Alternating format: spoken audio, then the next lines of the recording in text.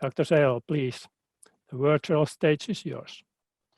Thank you very much. Thank you for the invitation. It's a big honor to speak to such a knowledgeable group, and a group that's right at the cutting edge of what is happening. And as a student, I should say, back in the United States, I knew about the Nordic countries and the research in physiology in the Nordic countries. I studied and I read articles even as a bachelor student from Jyväskylä, from Paavo Komi, and others. And of course, I read articles related from Sweden and Karolinska and Gymnastikskolan. And so for me to end up living here, it was part random, but I think it was also pretty lucky because it's so much knowledge and competency in this field of endurance training physiology exists here.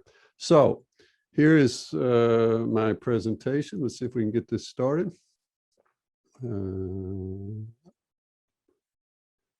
This is not exactly the title that I was given, but I think it's in the because I don't want to just talk about what's happening in Norway, because I don't think that's particularly exciting, but I do want to talk about the bigger trends. And because I have been a leader at the university for 8 years, and I was my research was a little bit on hobby basis, coming back into full faculty work and research full speed for the last year and a half has given me an opportunity to kind of reassess and see where the field is, where I'm at, and catch up. And so part of that I present to you is my understanding of what the situation is now. Of course, those of us who have been trained in sports science, this is kind of the dual directionality that we experience, that we sometimes use scientific methodologies and technologies to improve sports performance. And that's the mandate we have in certain projects, working for an Olympic federation, for example. And then, of course, we also just use training and performance and exercise as a lens through which to study human function on a writ large or on a larger basis. And then there's interaction between these two methodologies and so forth. Or these two approaches. But I will focus, of course, today on this aspect where I spend some time in the last years. Now, I'm going to try to get 5 points presented, and I know that time is of the essence, so I will try to move quickly. I've probably overextended myself. But the first point is that, number one, of course, we are building on a firm physiological testing foundation, and it's been developed over 100 years. And so any kind of discussion of innovation, of new thinking, of changing things has to be calibrated against that foundation and that firm. We have an expression: don't throw the baby out with the bathwater. So we don't want to go away from hard-earned knowledge over so many decades. These are just some pictures from Per Åstrand's lab at the Gymnastikskolan in Stockholm. And of course, one of my favorite books is the textbook of work physiology. Now, I've done work in this area. My PhD was on isolated heart perfusions and trying to be very mechanistic, kind of move towards almost medical research. But most of my time in recent decades has been here in this systems physiology area, where I suspect many of you are. But we move back and forth across these different laboratories and approaches and degrees of reductionism and control in our work. And of course, there's a third laboratory that I want to discuss later in this discussion. But this interaction and this constant calibration is really important between what do we know about mechanistic understanding at the most basic level, and then how is it being calibrated against, and how is it in tune with what we're seeing at the systems level and when we're testing athletes. Now, obviously, this is the basics. It hasn't really changed. You can go back over 100 years, and it's really two components to a typical exercise testing lab. One, we try to do as good a job as we can, as accurately as possible, measure the external workloads, and then we try to measure the internal cost of doing that work. And this is our basic expertise in a testing laboratory. And that hasn't changed and probably won't change in the near future.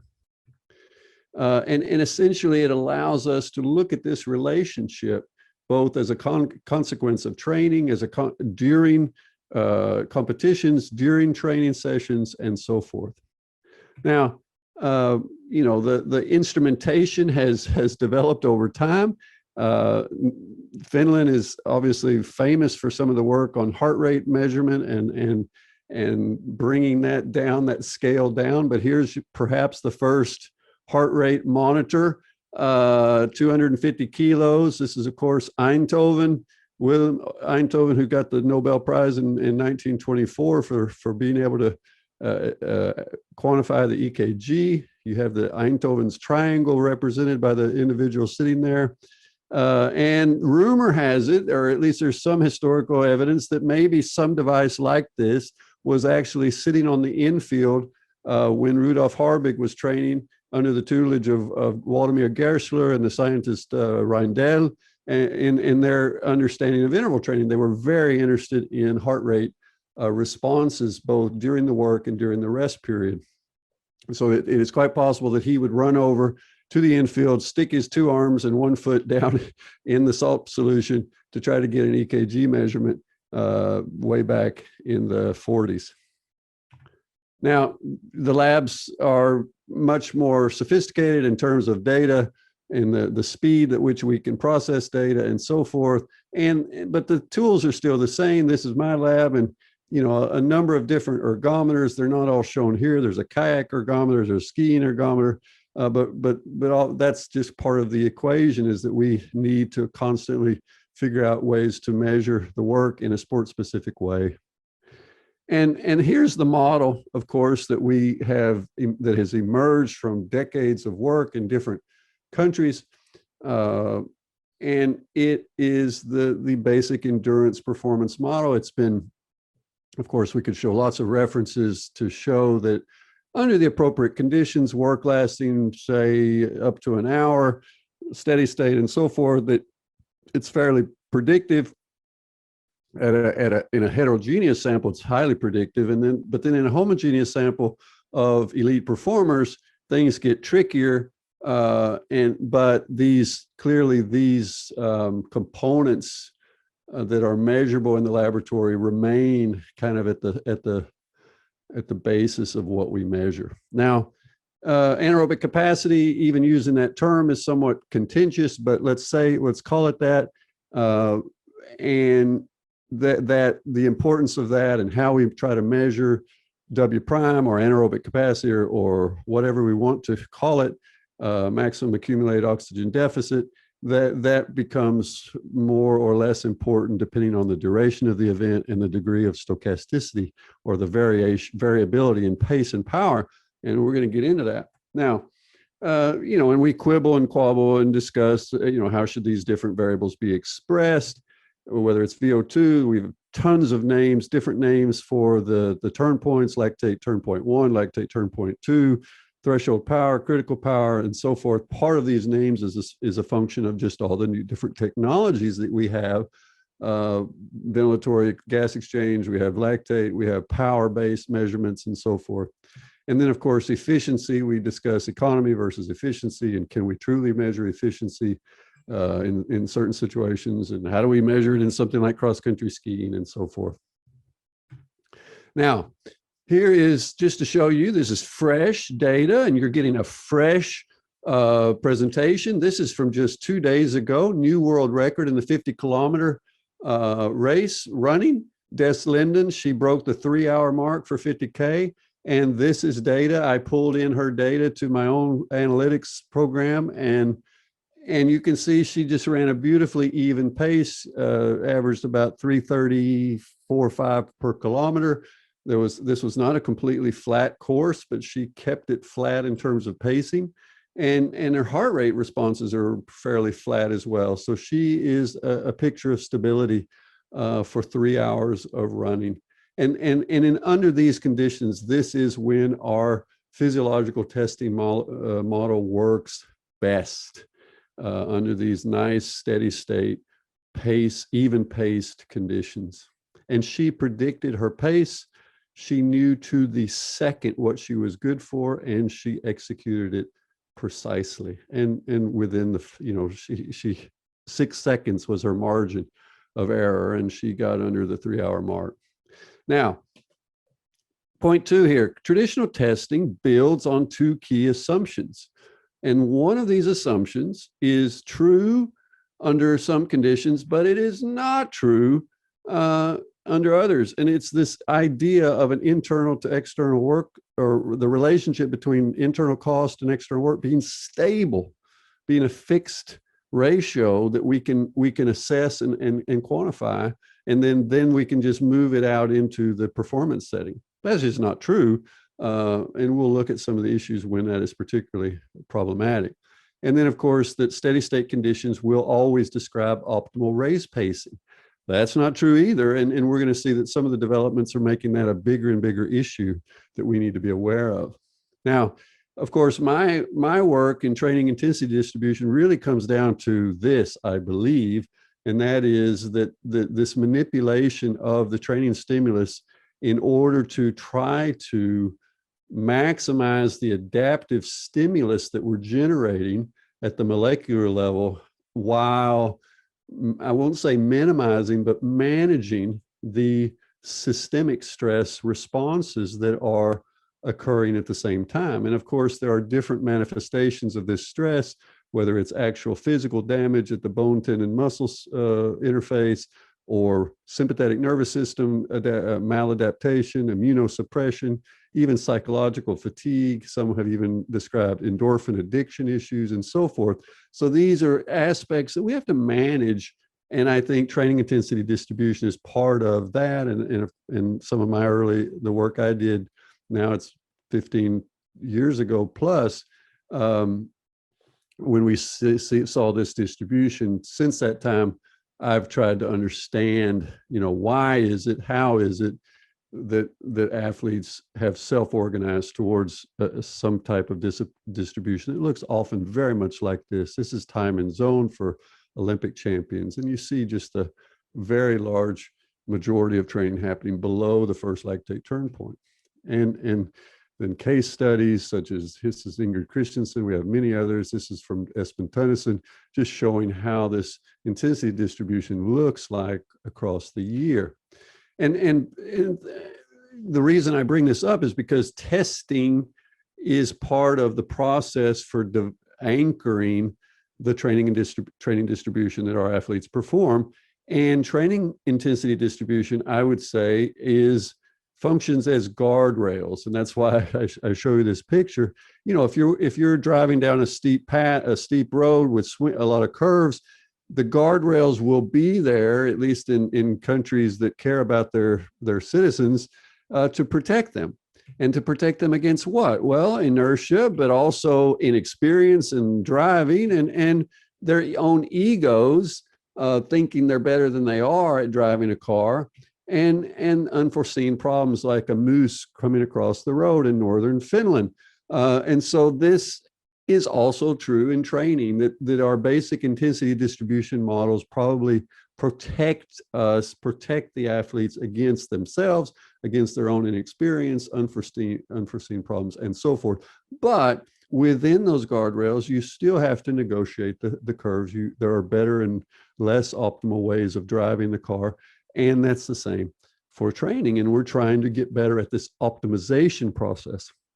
Moving from general principles to more very specific, individualized management of the stress, the load application and stress responses. And we've done a lot of research on the high intensity component. When I say we, I mean exercise scientists across the globe. It is popular to do studies on interval training and that high intensity component of the intensity distribution. It's popular, it's practical, it's easier, I think, it doesn't take as long, and so forth. And so we have a lot of data on training. This is a study we did where we have over 500 completed training sessions in each of these intensity, into each of these prescriptions. And so we have a pretty good idea about how athletes respond to very specific high intensity interval training prescriptions. And that has, of course, we use this daily in practice. I think where we're missing data is we don't, even though 80% of training sessions tend to be here in successful endurance athletes, we haven't really spent a whole lot of time understanding the interaction between intensity and duration in that lower intensity zone in and around the first lactate or below and around the first lactate turn point, and how, because even here, of course, it is not a steady state situation. And of course, we don't know, how low is too low. And when people ask me this, I always say, well, it almost certainly depends on on the relationship between intensity and duration. 4 hours at 60% of heart rate max may be a significant stimulus for adaptation, whereas 1 hour is not. And my interest in this grew as I came back and I started trying to get my own body back in shape after too many years of being a leader and sitting in meetings. And so I started cycling indoors primarily because it was efficient. And this is just an example. Here you have December 2018. This is me doing 205 watts for 3.5 hours on the bike. At the time, it was just sitting in a corner. And you see a very flat heart rate relationship to power, but then it starts to break because I'm holding steady power the whole time. And then 6 months later, it is pretty similar here at the end, but it doesn't drift upward as much. It's delayed in the drift and it's less pronounced. And I am feeling I'm feeling fitter. I am able to handle the workload better. And this is something that interested me because it's very different. We never do 3.5 hour tests in a laboratory. We don't test these things that happen after 90 minutes of running or cycling and so forth. And here is a study I did crowdsourced during the lockdown in April last year. I had 43 cyclists. Ultimately, they did either a 4-hour ride on one day, continuous at about 52% of their 6-minute power. So, if they had a 400 watt 6-minute power, then they were at around 200 watts for 4 hours. And then on another day, they did two 2-hour rides with a 6-hour rest between at the same power. And then we looked at the cardiac to 6-minute power relationship. So we used the Carvonen formula. So percentage of heart rate reserved relative to the percentage of 6-minute power as a proxy for maximum aerobic power. And you see this nice picture that emerges that we eliminate a lot of the cardiovascular drift, and probably we pretty dramatically change cortisol responses and so forth by splitting up the ride. And of course, we have to ask questions about, well, but are we also diminishing the adaptive signal and so forth? So these are issues that are constantly being asked about training in these lower intensities that make up the bulk of endurance training. And we need to do some work on this, I believe. And of course, I try to understand, well, why is this green zone? Why is so much of successful endurance athletes is at that lower intensity? And I think it has to do with at least, some combination of these three issues. One, of course, is the actual adaptive signal stream and the interplay between intensity and duration. We're probably too much intensity focused, and we forget that duration also plays a role. As the duration extends, it changes the signaling stream. Systemic stress load management certainly plays in, and then perhaps energy availability, glycogen availability, day in and day out may also be part of this self-organizational response that we see. So this is another ratio that I look at a lot is adaptive signal to systemic stress. And so part of our testing discussion, I think, should be related to understanding that in the daily training of our athletes. So now a third point here is this: endurance sports are evolving. They are changing. It's always been true, but it is particularly the case, I would say, in recent decades, at least the last 10, 15 years, the one issue is obviously that television is the source of revenue that drives a lot of elite sport, and television producers demand television friendly events and venues, and we just can't get away from it, whether it's the Olympics or World Cup skiing or biathlon, whatever you want to look at. You see the very powerful influence of television on sports, on endurance sports, and it has changed them. And what is it doing? Well, one of the things it's doing is the courses are being contracted and reduced. You no longer just go off into the forest for 2 hours and come back. As a skier, they want the courses, they're very tight loops. There's lots of steep little short climbs. There's lots of 90-degree turns or even 180-degree turns. And this is not just true for cross-country skiing. It's true for cycling. It's true for triathlon. It's true for a number of the sports that we work with. Is just the nature of the courses is changing. Now you think, well, why does that matter? Well, when you change the course, you change the power and pace outputs. You change the pacing strategies fundamentally. And this is point 3, is that the steady state pacing from the laboratory, using our physiological testing to say, well, this is what you should be at for LT2 that you can hold for 1 hour. Well, that was not how the race will be executed. And if they do execute a race with even pacing in many of these events, they will lose. And it's just the nature of the aerodynamics, the biomechanics, and so forth, that is not the optimal strategy when courses are variable and have lots of turns and so forth. So this is really influencing how races are performed, I think. And you see it in cross-country skiing, which and I watch. I'm interested in cycling, definitely. Now there are some sports such as track running, rowing, where our models are still essentially what they always have been. But a lot of sports are really influenced by these developments. And, we can see it. And I remember speaking to Vegard Ulvang at one point some years ago when he was on the FEAST committee, and we were talking about the developments in sprint, and he was saying, oh, no, this won't happen. And he was wrong, because it did happen, and the courses definitely have, changed, and the nature of skiing has changed.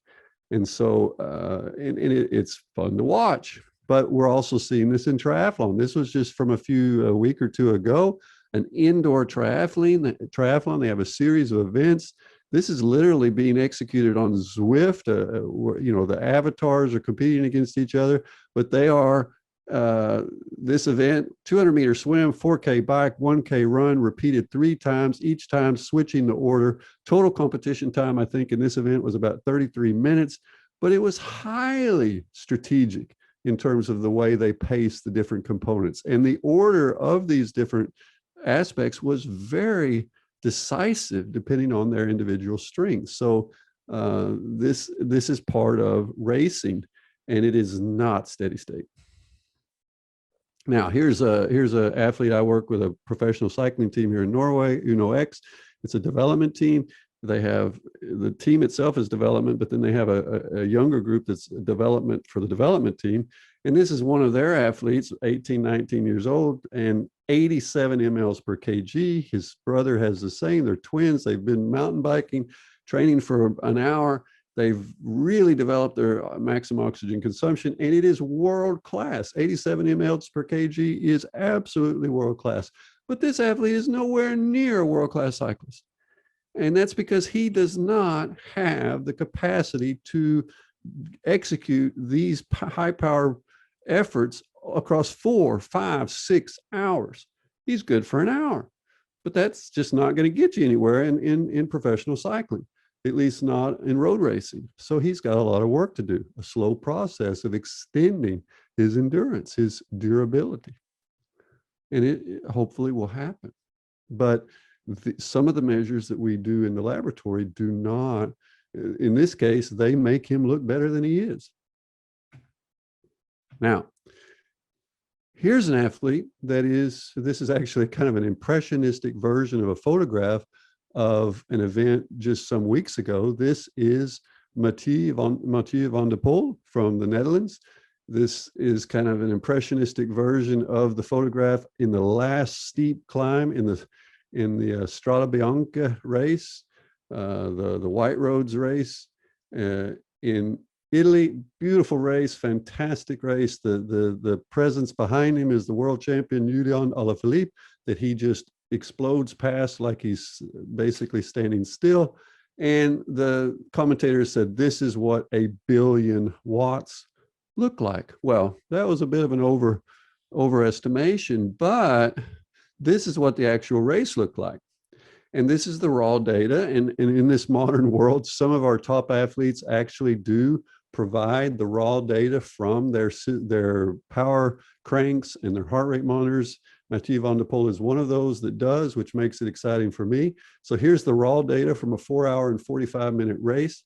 And here you see just how extremely stochastic or variable the power outputs are, ranging from 0 much of the time, maybe 20% of the time, to 1,300-400 watts at the end of a race, and many spikes of 1,000 watts during this long endurance effort.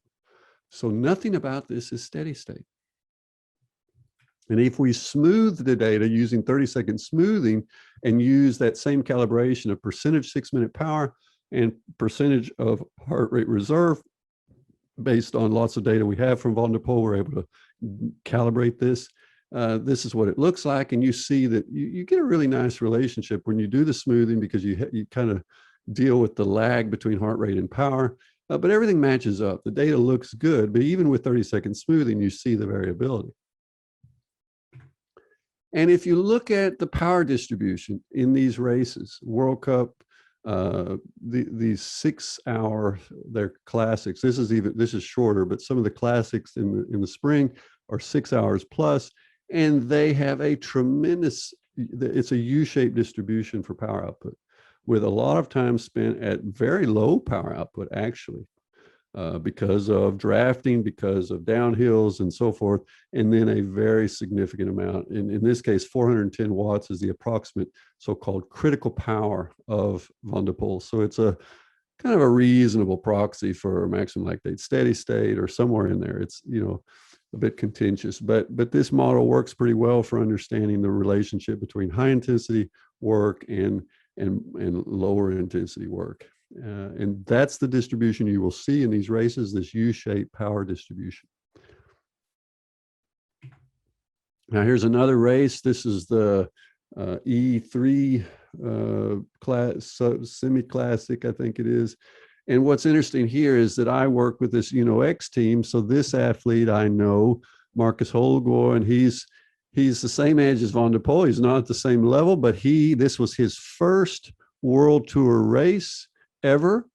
And he did amazingly well. This was a 6-hour plus race. You see, these are the best in the business. This is Van der Poel. This is Wout van Aert.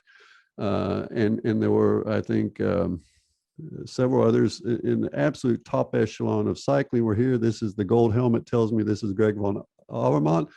So this is a break after 6 hours in. And this is Holgaard, the youngster, the developmental athlete that's in his first World Cup ever, World Tour race ever, and Van der Poel, who is at the very top of the game. And you see the heart rate here, and this is 30-second smoothed, and here's their power outputs. And these two are together the whole way, but it comes down essentially to one key surge late in the race that Van der Poel is able to achieve that Holgaard cannot match, and he is dropped. And so Van der Poel actually ended up third in this race, which is not a great performance for him. But for Holgaard, that difference here, he ends up 8th. But this is what these races look like. And this ability to mobilize these kinds of high intensity power outputs after 6 hours is what separates the best from the rest. Even in a pro peloton where everyone is very good and at the top of the game, then there is another echelon above that is maybe 25 athletes that will be contenders for a victory after 6 hours. So how do we test? How do we make predictions? How do we help develop athletes in that direction to be able to do that? Now, here's the World Championship road race from last year. The same thing you see. I just want to show you how these races evolve, the stochasticity of them. This is heart rate. This is the climb. So this is GPS elevation data just to show you what is the underlying issue that the athletes are having to contend with, these repeated climbs, and it's a war of attrition. And this is the power output. And you can basically divide this race into 3 phases based on power output, based on the physiological cost. And if you use the critical power model, if you're familiar with that, and you calculate the so-called W prime, which will generally be somewhere around 25 kilojoules, anywhere from 18 to 40 kilojoules in these cyclists. And this is the accumulation of W prime. Here I just call it work above red line, with the red line being the critical power. This is hundreds of kilojoules of work performed above that so-called critical power. And of course, that's possible because of this stochasticity and the ability of the athlete to regenerate, to recover partially, regenerate that so-called anaerobic capacity again and again and again, like a battery. But like batteries as well, that battery slowly loses its regenerative capacity, and it loses its amperage. It loses its ability to produce the higher powers. And this is these numbers that we calculate from fresh testing are not the relevant numbers for the athlete, their threshold power, their anaerobic capacity. It is changing across hours of competition. And this is really important to understand when we're trying to interpret what is happening during training and during racing. So now this is me. And I did this for you last night. I jumped in a Zwift race on my Tax Neo here up in my cycling room. And of course, I am not Mathieu van der Poel. I am not even close, but and on Zwift, you don't have the same degree of stochasticity because you don't ever stop pedaling. You'll get dropped in a real hurry then. But what you do see is there is still some variability in power, and that when you do not have these periods of low load, you also do not have the same power output distribution on the high end. Things move towards the middle, and you don't have as much relative contribution of this work above red line because you cannot reconstitute, you can't recover.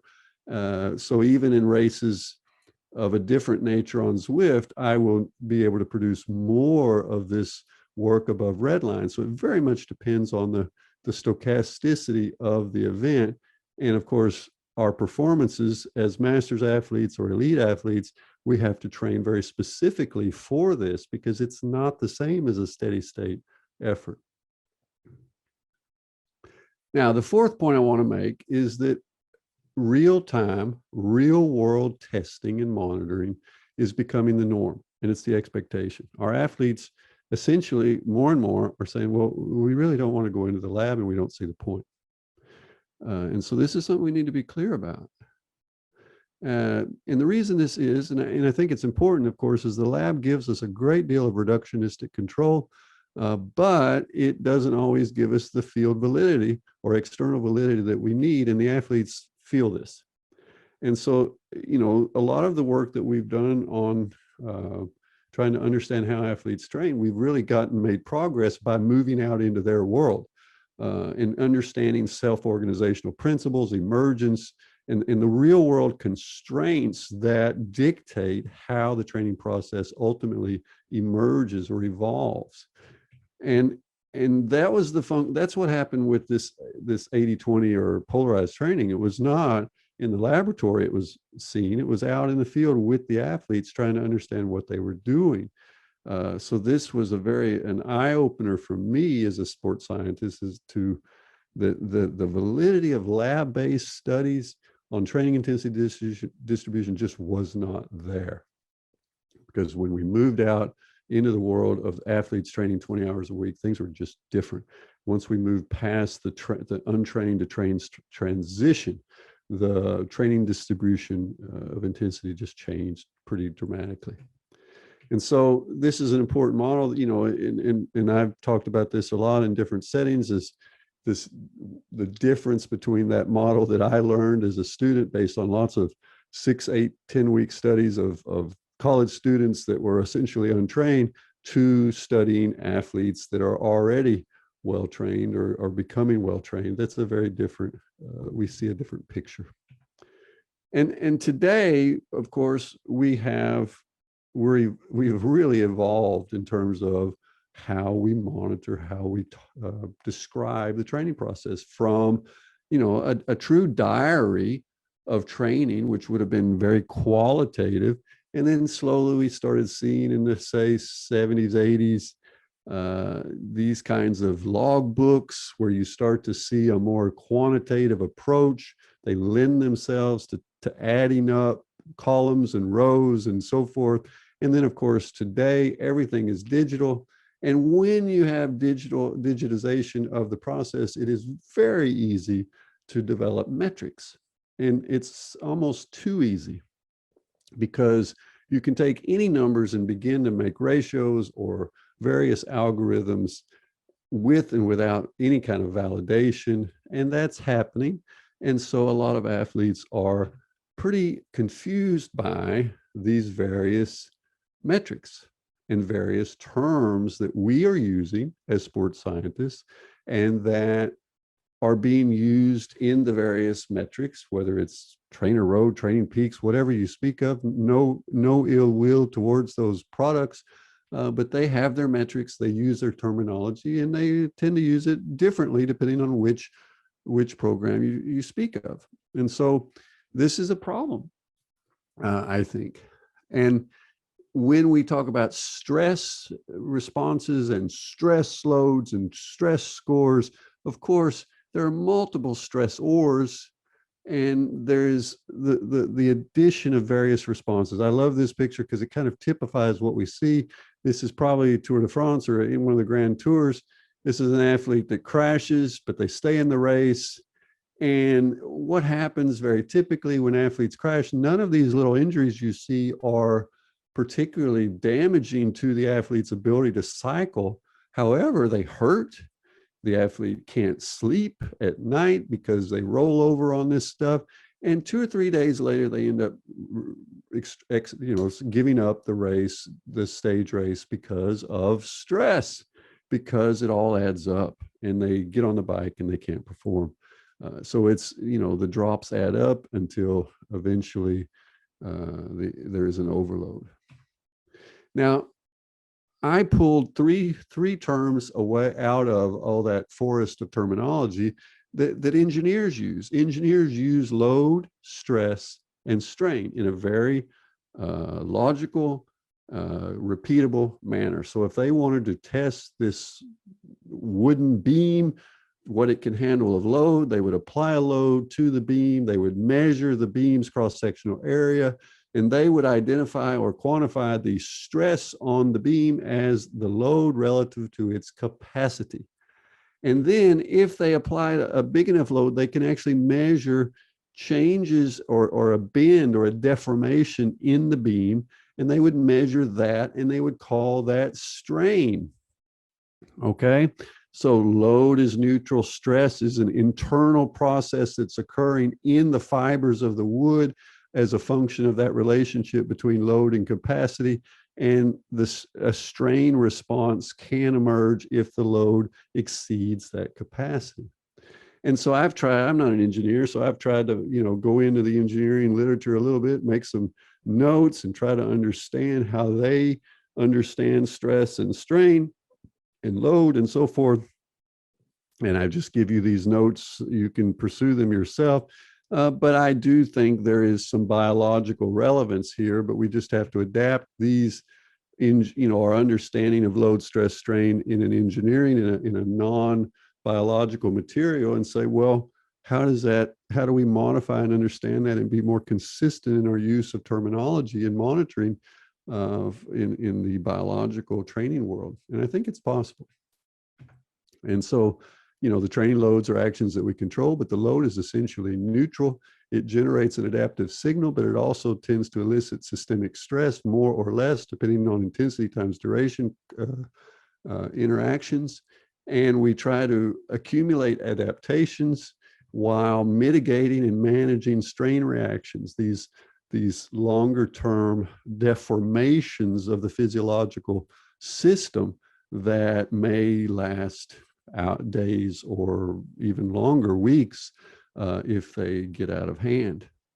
So we want to rebound. We want that strain response to recover to its original physiology or original shape as quickly as possible. Now, when you measure, here's a steady state situation. This is me cycling at 283 watts average, very, very stable. This is a threshold workout, 80 some minutes, 82 minutes, I think, at this threshold. But it is not steady state. It is steady power, but it is not steady stress. And I can assure you that's true. Let's say the first 30 minutes or so feels quite manageable, and heart rate responses are not anything scary. And you see this nice relationship between heart rate reserve and 6-minute power, fairly close to 1, which is pretty typical. But then things are changing, and here perceived exertion is much higher. I'm sure cortisol is accelerating, and by the end, I am sure I have very high cortisol. Can't measure it up in my pain cave, but the perceived exertion, the heart rate responses all go in the direction of a dramatic shift in the relationship between the internal load and the external power, or the internal cost and the external power. And this is what happens during training. And so the metrics that we often use to describe load or stress don't properly account for this non-steady state behavior. So I've tried to quantify this, and we work with this and trying to do it in a calibrated way that is reproduced. We can compare across workouts, across athletes, and across the same athlete over time. So training strain in this scenario, in this engineering logic, is not determined by the load imposed. It's determined by the stress responses that will trigger this deformation of the athlete's physiological systems. And these are aspects of the training process that we want to be able to actually quantify to help coaches modify or manage this. And the only way I see us being able to do this is to use all three of these different components in the monitoring process to find a trinity. We have power, we have pace, the external load, but then using specific physiological responses that we understand in a very predictable way, whether it's heart rate or lactate, or maybe other variables over time. And then, of course, we need to keep the brain in the game. The perceptual responses are very relevant. And these three kind of have a checks and balances function. They help to correct for the various weaknesses of each metric alone. And so when we put them all together, I think we get a pretty good tool. We can generate good tools for managing this relationship, the cost to work relationship. And so here are just some, if you look at load, stress, strain, different manifestations of stress during a race or a training session, you can see these various aspects: RPE drift, cardiac decoupling, changes in ventilation, efficiency decline, cortisol release, and so forth. And then if we think of strain as degradations in physiological capacity that are more than 24-hour post-training, then that's a delayed response, a strain response, and you can see different aspects: profile mood states, DOMS, shifts, changes in peak blood lactate, changes in resting heart rate variability, decreased testosterone response, decreased cortisol response to a second workout of the day, and so forth. So we have different ways of looking at this relationship and how it changes. And then the final thing I'd like to point, or the fifth point, was that I think we do need to develop a kind of a hybrid approach moving forward in physiological testing. We want to build on our firm foundation that we are a part of, that we have used for decades. So I'm not suggesting to throw that baby out with the bathwater, but I do believe we can benefit from incorporating measures that say something about the athlete's durability, to build ability to work at low intensity for a long time, and their high intensity repeatability. And then we need to give coaches and athletes a HUD.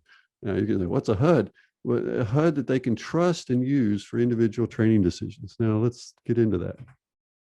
Now, lab testing, we were going to continue to do, I think, but not all athletes are crazy about it. And some are saying they really don't need to go in the lab because they're getting so many outputs, so much data in the daily training. But I do believe these two components, this durability and repeatability aspect, we need to kind of extend the model out, because we have to face it that our model is based on steady state, and it's based essentially at most going out to about 2 hours. The marathon, elite marathon, more specifically, it's been validated. But when we move out beyond that, then it does begin to fall apart a little bit because of this non-steady state aspects and deterioration of the physiological capacity of the athlete. And you asked about Norwegian testing. So yes, of course, in Norway, testing is something we've been doing for a long time. There are over 30, probably closer to 35,000 VO2 and lactate profile tests in the Norwegian database at Olympiatoppen. It's been used a lot to try to develop best practice. This is a 40-page manual that was published about 2-3 years ago on test protocols, measurement instruments, calibration routines, certification. All of the regional laboratories, the regional Olympiatoppen laboratories, like the one I'm connected to, Olympiatoppen South, we follow these routines for any Olympiatoppen testing that is executed. So standard routines for each sport, using standardized, which ergometers are all the labs using, what VO2 systems, what lactate measurement systems, and so forth. And then even, like, for example, blood lactate, of course, they give different values based on some specifics and how they're measuring, and the enzymes and so forth that are being used. And so we have correction tables, depending on what device you may be using and so forth. So yes, laboratory standardization is certainly important. And we have very basic relationships over thousands of tests, looking at treadmill versus VO2, and kind of useful to look at during testing to just kind of make some estimations of how to set up protocols for athletes depending on where they are and so forth. But this is what's going on now, is of course that most athletes have access to a great deal of what you would almost, it's laboratory type technology. This is my little pain cave with my bike that's quite good at measuring power. It's a smart bike. It's responsive. I can use it in an avatar that is with World's bike race simulations, training simulations, everything. I can download all of the data, any workout I want, the heart rate, the profiles, the GPS data, the power data, and so forth. And I can measure a lot of other things in that pain cave as well. And I have, and I get messages from athletes all the time saying, well, I'm using NIRS, or I'm using heart rate variability, or I'm using this or that, to try to get at my training zones and so forth. So this is the athletes that are coming to you for testing. They're like patients coming to the hospital now. They are much more knowledgeable often, and they don't necessarily believe that you can help them with your traditional lab testing if you're not informing what they already think they know, or their coaches know, based on all of this field data that is being collected. So this is the world we're working in now. And, just right now, I'm sitting with, this is a shirt from a company that, they believe that they can measure quite accurately ventilation, both ventilation rate and ventilation volumes, tidal volume, and get good estimates of ventilation volumes. And if they can do that, then that's an exciting physiological variable to move out of the laboratory, because obviously it's much more responsive to the second to second changes at the muscular level than heart rate is. And it might be useful during these high intensity repeatability types of races. This is NIRS and EMG. This is the outside, what it looks like. This is on my thigh, and testing at home. And this is what the system looks like. This is the kind of developments that are happening in wearable technologies and so forth. And so the quality of these products is really improving by almost daily. And so, but then we got to make sense of whether this data actually tells us something we don't know, or gives us a better tool for training monitoring than what we already use, such as heart rate, perceived exertion, and so forth.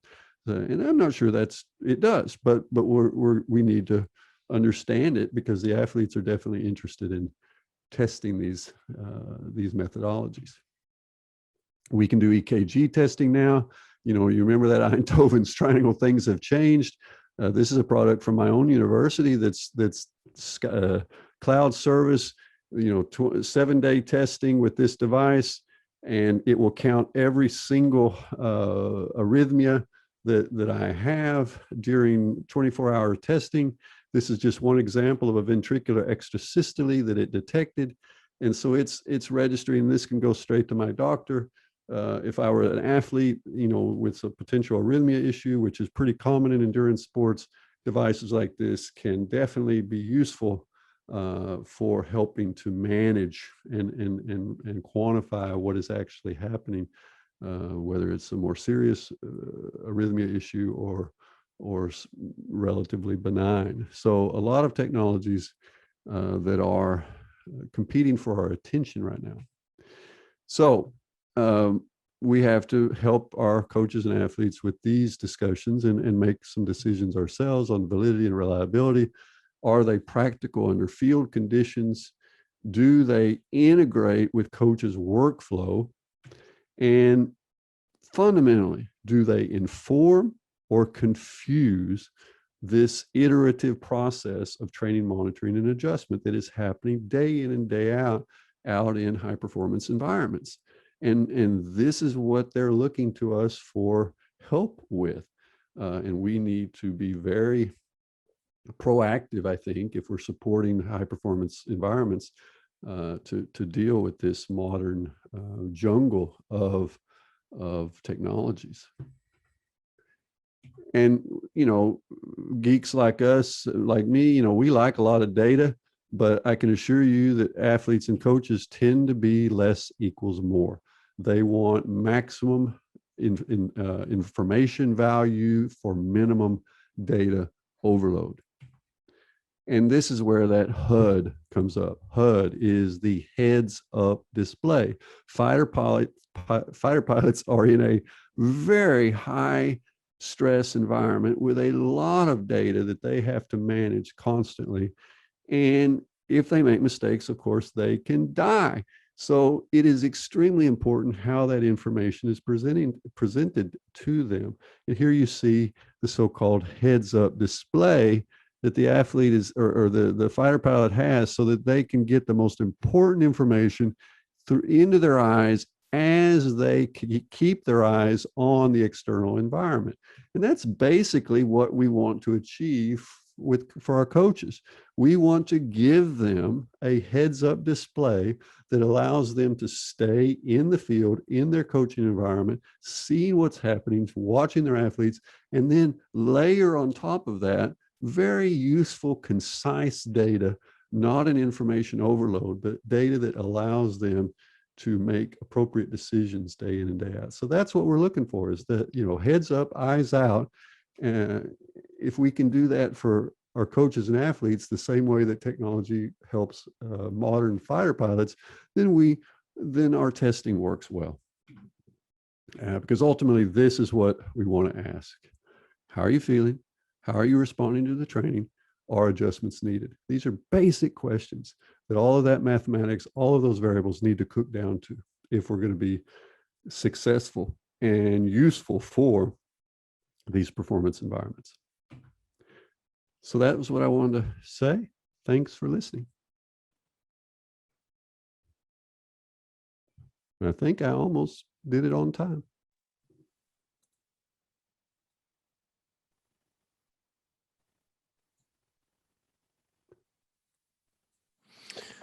Okay, thank you, Dr. Seiler, for a great presentation and challenging our thinking. It was right on time, and if you have maybe 10 minutes for the questions, we have 8 questions in this Q&A feature. And the first one is from Roope Uitto. He's asking, do you see weekly or bi-weekly control training sessions as a good way to monitor athletes' performance or recovery? Any good ideas on how to implement this kind of monitoring? Yeah, the control session is interesting. You know, the thing is that almost now every training session is in some way potentially a control session if you have, you know, in these sports where they're getting all the data, running, cycling, they can basically get full data that looks at the relationship between heart rate and pace.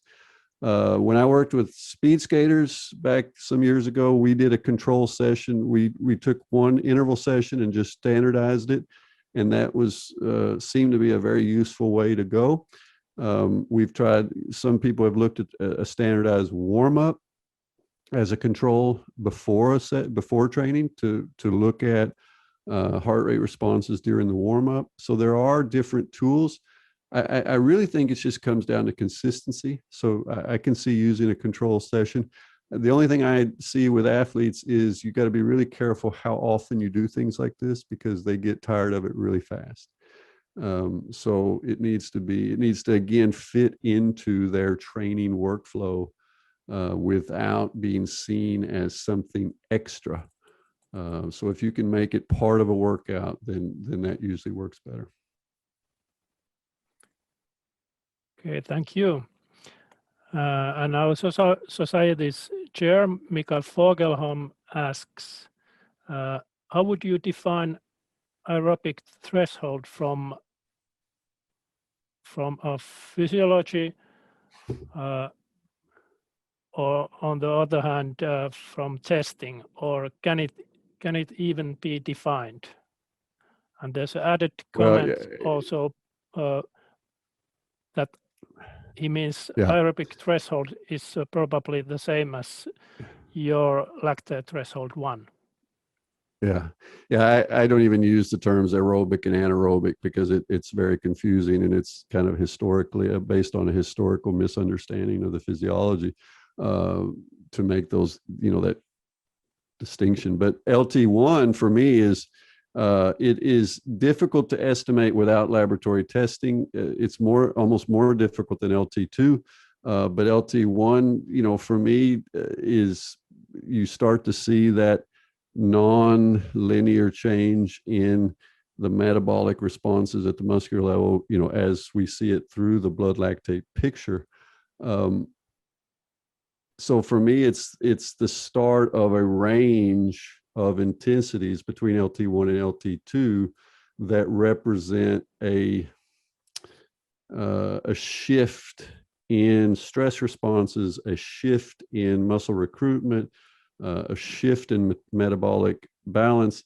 So it is, as you're insinuating, it's fuzzy, it's not perfect, but it does seem to be useful to distinguish and identify this range between that first turn point and second turn point as where there is a very dynamic kind of change in the physiology that is happening that's below clearly the stress responses are lower and the sustainability is longer. So that seems to be the LT1 seems to be quite important in a practical setting in terms of workouts that are below LT1 or below the stress radar, they can go fairly long at a very low stress response, whereas workouts that go above LT1 trigger cortisol, they trigger higher stress responses, they trigger heart rate variability, delays in recovery, and so forth. So you call it what you will, but it does seem to, I would almost call it the low stress, high stress threshold more than I would call it the aerobic threshold. Okay, thank you. And next question is from Juha Peltonen. He says, thank you, Dr. Seiler, for excellent presentation, much appreciated.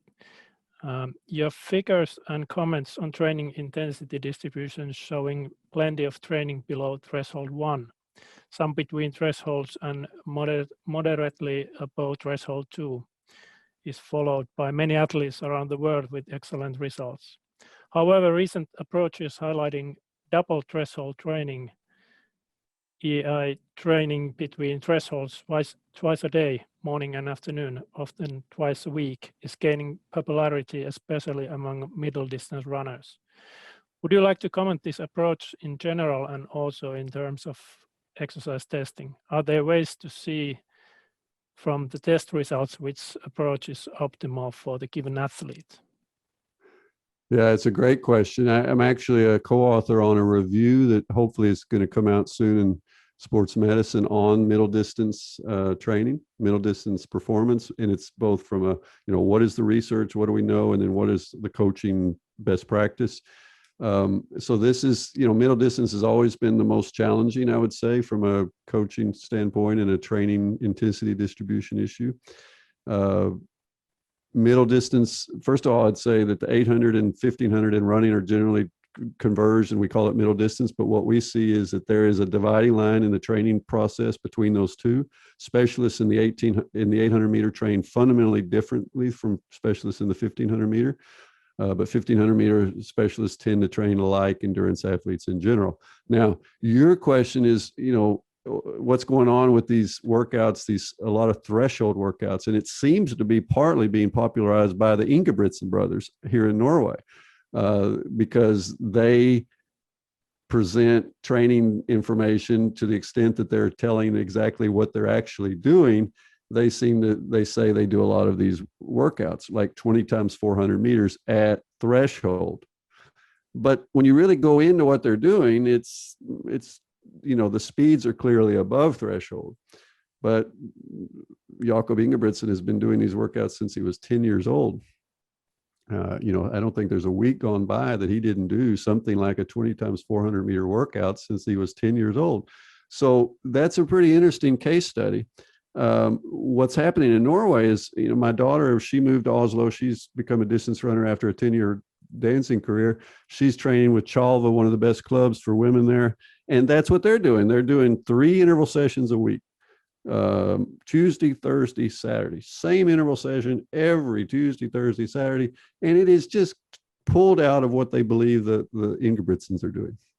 And what it did for my daughter was she just got stagnant. She got better at doing the workouts. She survives the workouts, or did better over time, but she's not faster. She got tired basically, because 3 interval sessions a week, even though they're calling them threshold sessions, she did not recover fully. And she said, I haven't felt really good in an interval session for 2 months. That was her summation to me. And so that's just one case, but I do think that's the challenge, that some athletes handle this kind of training better than others. There's variation in how their bodies respond to the loads, because you're not only talking about a metabolic load, but you're talking about when the speeds change, you're talking about different ballistic loads on the musculature, and some athletes seem to tolerate it better than others, depending on their fiber type distribution and so forth. So I think this is a really challenging area. And the Ingebrigtsens have been very successful. 3 brothers that have all run around 3:30 for 1500 meters. Hard to argue with that.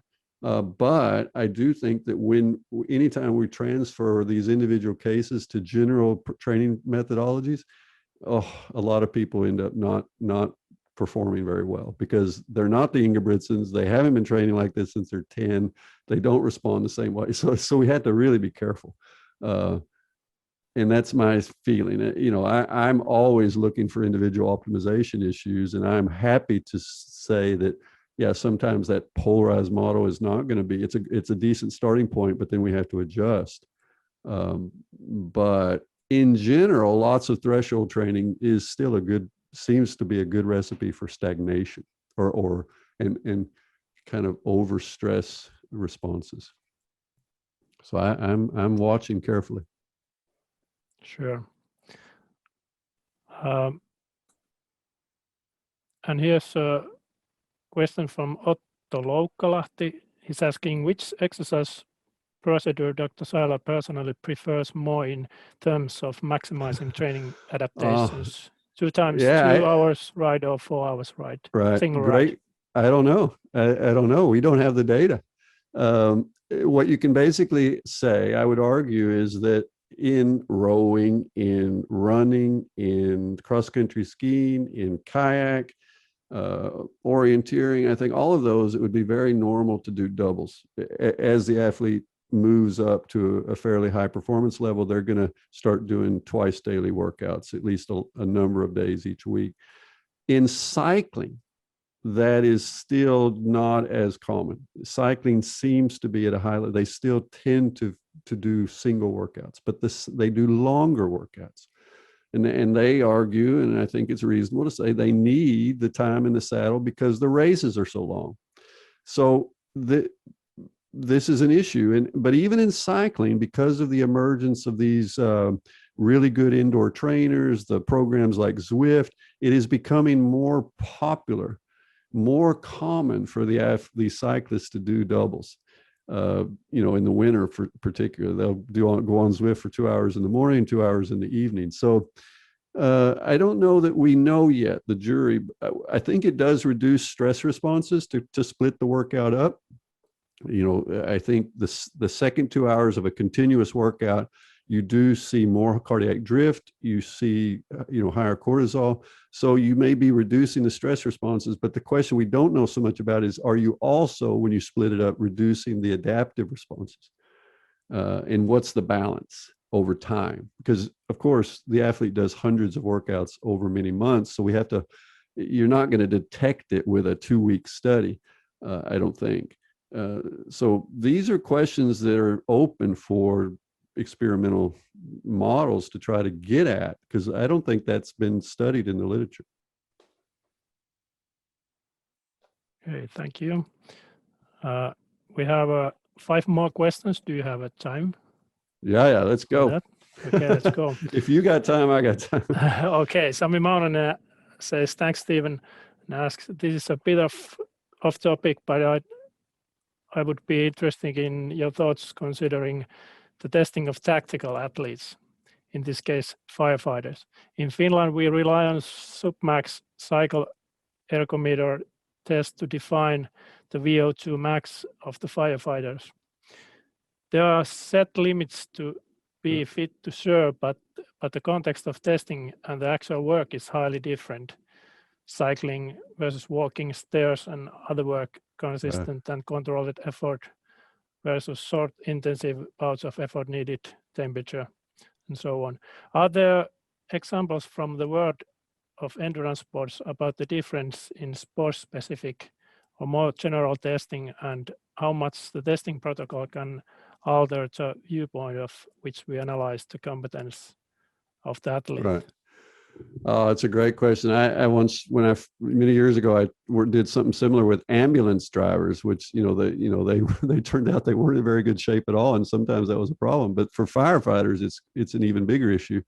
The first thing I think about is, a firefighter that comes into the lab, puts on t-shirts and a short in an 18, 20 degree laboratory and does a submax bike test. Okay, that's fine. But now they go out into a firefight and they're in full gear. So their internal environment is basically like a heat stress chamber. And now that submax test you did is pretty irrelevant to their ability to generate output, climb stairs in this gear that is essentially creating a sauna for them. And I know Finnish are good with saunas, but it's not a good place. You don't do exercise in the sauna usually, but the firefighter will be doing exercise in a sauna, basically. So yeah, I think there's a mismatch there. Now, the sports context, I can remember when I was a PhD student, they were doing studies on cyclists in the heat chamber. And what they were seeing was that the big track sprinters, the big athletes, they were the ones that had the most problems with getting rid of heat. They would be the ones that would not handle the heat chamber rides compared to the lighter athletes who have a different surface to volume ratio. So the immediate thought I would have is, yeah, if you're testing a firefighter that weighs 100 kilos, that's a different situation. And they're probably going to be more at risk of struggling to generate, to run up those stairs or whatever with their suits on than a 65, 70 kilo firefighter, if that makes sense. So I think that's one of the immediate issues that come to mind for me. Okay, thank you. And as Käyttäjä asks, so to summarize, it's maybe not about laboratory testing, but more having a high-level training group, which gives you opportunity to compare your improvement to a training mate in real world year-round. Kenyan runners are a good example of this. Yeah, I mean, you certainly raise an interesting point, or an important point, is that's part of the one of the success stories is often finding the right mix of in a training group that is competitive but supportive at the same time, and that balance is a tough one to achieve. Some athletes achieve it with just having 2 or 3 athletes they work a lot with. Others, achieve it in a bigger group, like a cycling team. But cycling teams, notoriously, some of them get on well together and they have a positive environment. Others develop kind of negative environments because they're internal competition. So I don't think it's automatic that a group is better.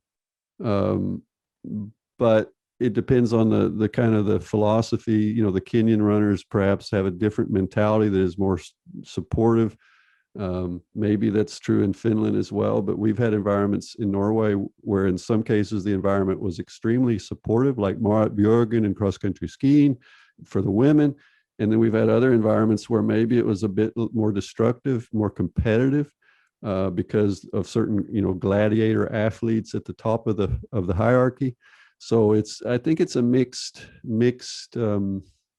results, but I definitely agree with the way you're thinking. Yeah, I think ideally that is what we want to achieve, is a training group that gives calibration, that keeps everybody honest, and that lifts, that the water lifts all the boats.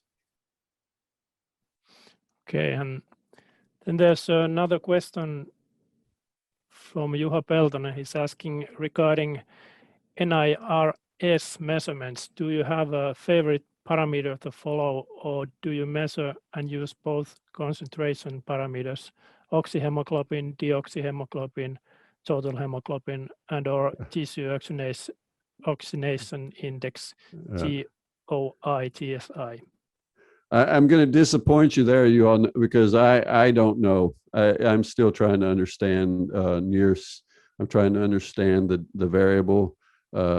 Companies have contacted me wanting me to test this, and I'm looking at it, but you obviously know much more than I do, and so I'm new in this game on NIRS, but I am looking at it. I'm trying to look at it from the eyes of a coach, because no matter, I think NIRS, there's clearly studies that demonstrate that it is highly validated if you can calibrate in the laboratory using, some kind of a ischemia, or, to create some calibration. It works and it's predictive, and the numbers make sense. But when you move it out without calibration into the field, it's more problematic. And so far, what I'm seeing is the coaches don't know quite what to do with it. So that's one issue. And number two is it has to be integrated in the workflow of the coach. So it can't be some separate device, or else it just won't get used. But if it comes up onto that so-called heads-up display, where they've got, maybe they use heart rate and power and NIRS, and it's all lined up and synchronized, then it gives them information that they can quickly access and start to make some judgments about how interval training sessions are going, the rest period or whatever.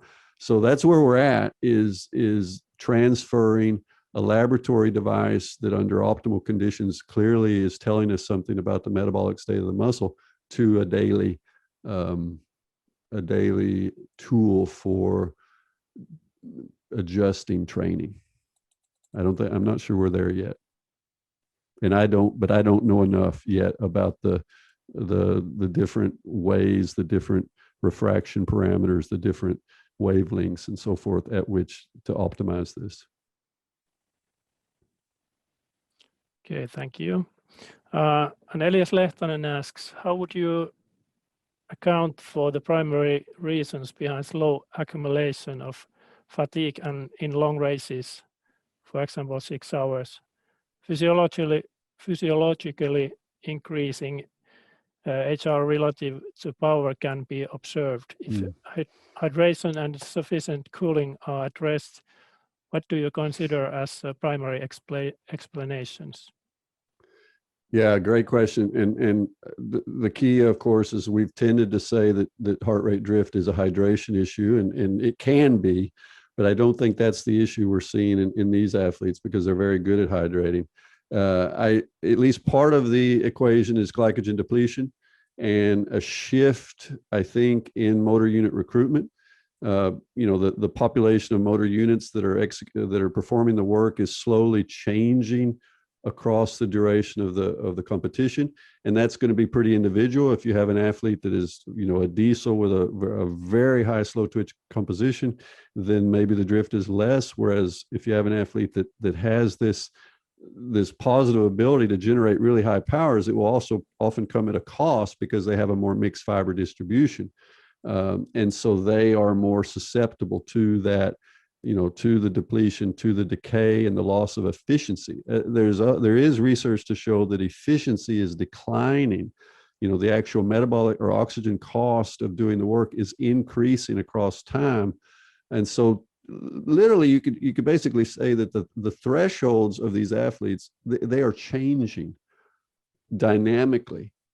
Their virtual threshold power is changing across time. As a function of efficiency losses, changes in motor unit recruitment, maybe some actual mechanical failures in running. You can actually, there's muscle damage happening during the run and so forth. So yeah, there are some potential explanations that move beyond dehydration, that seem to be consistent with what we're seeing in the drift. Heart rate just seems to be a good overall stress indicator. As long as we're at submax levels, you get ceiling effects in terms of heart rate drift. So if you're at very high intensities, you really can't detect a drift because there's nowhere for heart rate to go. But if you're at 70%, then you can clearly kind of see cardiac drift, and it matches up pretty well with the drift of perceived exertion. So that's an interesting, heart rate does seem to be a good overall stress indicator. Thank you. Apologies for taking probably too much of your time, but we have two more quick questions, if you will. I'm just not able to answer the questions quickly enough, so that's okay. How do you see the role of the RCP, ventilatory threshold 3, during training or testing? You're kind of throwing me there, because I haven't really seen or used the term VT3 that much, but clearly there are some differences that are being discussed between LT2, maximum lactate steady state, critical power. So it's problematic, and I think this is one of the big issues is what do we use? Do we use what we think is the most physiologically correct, or do we use what is the most functionally practical for the athlete? And they don't necessarily, they may not be the same. Maybe maximum lactate steady state is the most objectively we can kind of define it and understand it, but it is extremely useless as a methodology in a practical setting. It just doesn't work. It takes too long. Nobody does it. Nobody does a true MLSS protocol on these athletes unless it's in a research setting. What do the cyclists do? They do FTP, functional threshold power. So then then that's where you can maybe, as a scientist, you're saying RCP VT3. The big problem with the functional threshold power as it's being utilized is the cyclists tend to shorten the protocol to a 20-minute protocol, which then is going to be a higher intensity than you would get from a 60-minute functional threshold power test. And that is probably a better, closer to a MLSS surrogate. So all of this is just, it's fuzzy, but you've got to go from the, we got to decide how physiologically precise we demand to be versus how functionally relevant we want to be for the athlete, because the athletes want functional relevance. They want, and the coaches want something they understand and they want it to fit into their daily training. And that's why, at least in cycling, you're seeing a lot of this power-based thresholds, and they're moving, they're not measuring lactate as much as we were 10 years ago. So I didn't really answer your question, but there are a number of little caveats going on right now, and when we talk about LT2, MLSS, and so forth. Okay, thank you. And the last question is, any thoughts on new methods such as DFA A1 in estimating the intensity of base endurance sessions in real time? And it was I think Elias Lehtonen who asked. Yeah, I've Marco Altini I work with in a little bit, or I know him, and I've tried this. I have his logger, and I've done a couple rides and looked at DFA Alpha 1 underway. I don't understand the mathematics of it at all, and it's fuzzy, and to be honest, immediately, and I've said this on Twitter, I said any fixed value like 0.75 as some cutoff between low intensity and high intensity, I'm going to be skeptical too immediately, because it almost never works out that way in physiology. I don't know of any situation otherwise in physiology, like lactate concentration, heart rate, where we would say, aha, 1.7 millimolar, that is the cutoff between low and threshold. So I'm almost certain that 0.75 is a fuzzy number, but it's interesting. Heart rate variability is interesting, and I've tried it, and it kind of seems to make sense. It seemed to match up pretty well with my own estimations of my LT1. But I think what would almost be more interesting is I think what I can see in myself and studies that we've published is that if you have been over that threshold for a significant amount of time, then the heart rate variability recovery post-exercise is impacted. If I've done a 2-hour ride at low intensity, it kept below the threshold, then my heart rate variability recovery after exercise is very rapid. But if I've been at threshold, it's not. It's slow. It's delayed. And so that's one of the things I kind of look at in myself, and I think we published this years ago, is it was a pretty clear distinguisher between these low intensity sessions below LT1, and as soon as you went above LT1, there was a clear shift in heart rate variability recovery delay. So that's something, if I could use DFA, I would probably use it maybe like that as well. I would not only look during the workout, but I would look more, how am I recovering right after, in that 5 to 15 minutes after? And I think that says something pretty useful. Thank you. There was all the questions. Thank you once again for the great lecture, and thank you for taking the time to answering all the questions. My last question to you is if people want to learn more about your work, where they can find it. I know you are quite active in social media. And, yeah, so I'm on Twitter, and I try to keep that 99% related to sports science. I'm also on ResearchGate. So the publications, most of them find their way to ResearchGate and can be accessed there. And then I do make some presentations, videos, and so forth I have a YouTube channel. So all of those you can just find with my name. Okay. So thank you for joining us today. We appreciate it very much, and have a good rest of the day. Hopefully, maybe we can get you another time to visit Finland and talk about some other topics of endurance sports. Thank you. I would love to. It's a great honor. I've been in Jyväskylä 2 or 3 times as a PhD external evaluator, and it's always wonderful. So I look forward to the next time. Okay, thank you. Bye-bye. Bye-bye. Ja nyt vielä haluaisin sanoa lopetukseksi, ollaan yliajalla, mutta hieno asia ja hyviä vastauksia hyviin kysymyksiin.